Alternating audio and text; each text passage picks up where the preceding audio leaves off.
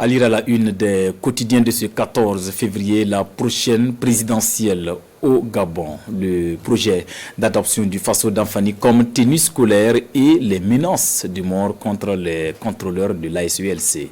Revue de presse signée Bienvenue Taoussa. Menaces contre les contrôleurs de l'autorité supérieure de contrôle d'État et de lutte contre la corruption ASULC, l'Express du Faso réagit. Selon un communiqué du porte-parole du gouvernement en date du 10 février, des individus en passe d'être épinglés par les actions de l'ASULC tentent de faire la peau au contrôleur général et ses collaborateurs. Il avait pour preuve des messages de mort. Choses sur lesquelles l'Express se base pour dire que la corruption existe bel et bien au Burkina et ne profite qu'à une poignée d'individus qui l'entretiennent jalousement.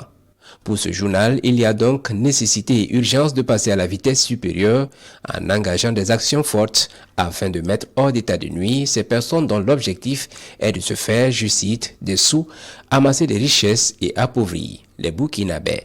Le Faso Damphani, comme tenue scolaire, l'ambition est nourrie au ministère de l'Éducation nationale, de l'alphabétisation et de la promotion des langues nationales. Ministère qui a engagé à cet effet des concertations avec les acteurs qui interviennent dans la production du tissu traditionnel.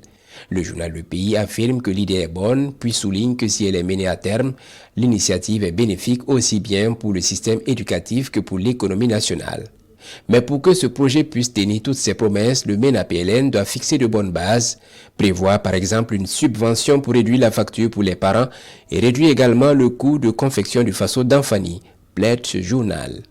Prochaine présidentielle au Gabon, Ali Bongo Ondimba lance des concertations avec l'opposition et la majorité, et même plus tard avec les syndicats, la société civile et les religieux. Aujourd'hui, au Faso se demande quelle mouche a bien pu le piquer, lui qui, après sa réélection contestée de 2016, s'était un peu éclipsé. Peut-être pour trouver un consensus et éviter la tambouille d'il y a 7 ans.